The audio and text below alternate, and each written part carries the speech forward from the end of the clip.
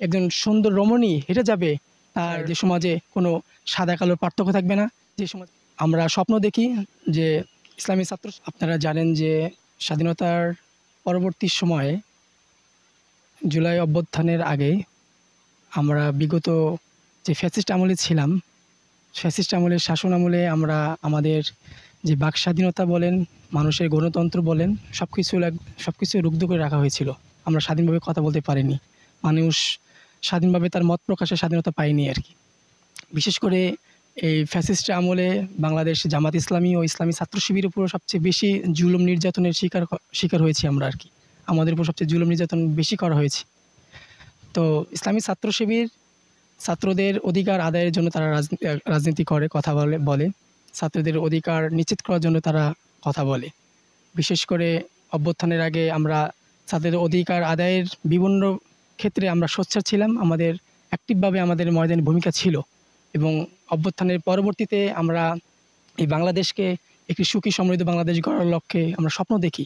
সেই স্বপ্ন প্রত্যাশায় ইসলামী ছাত্র শিবির ছাত্রদেরকে আমরা আহ্বান জানাই যে বাংলাদেশকে স্বাধীনতার এই অভ্যুত্থানের পরবর্তী সময়ে যেন আমরা সমৃদ্ধ বাংলাদেশ গড়ার লক্ষ্যে যে ইসলামী ছাত্র শিবির একদল সৎ, দক্ষ, দেশপ্রেমিক নাগরিক তৈরি খোঁজে প্রত্যয় যারা কাজ করে যাচ্ছে, সেই অধিকার আদায়ের জন্য ছাত্র শিবির তারা সোচ্চার এবং অ্যাক্টিভভাবে ভূমিকা পালন করবে বলে আমি আশা করি ইনশাআল্লাহ।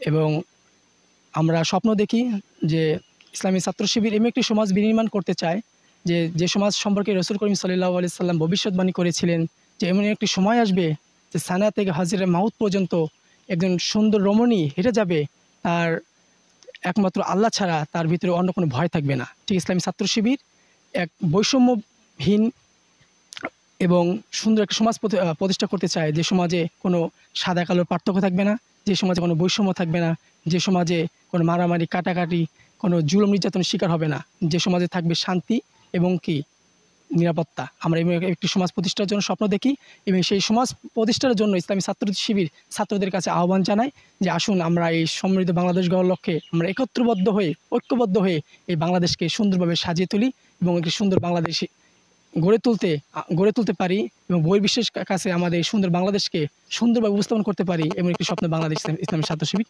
দেখে থাকে আর কি।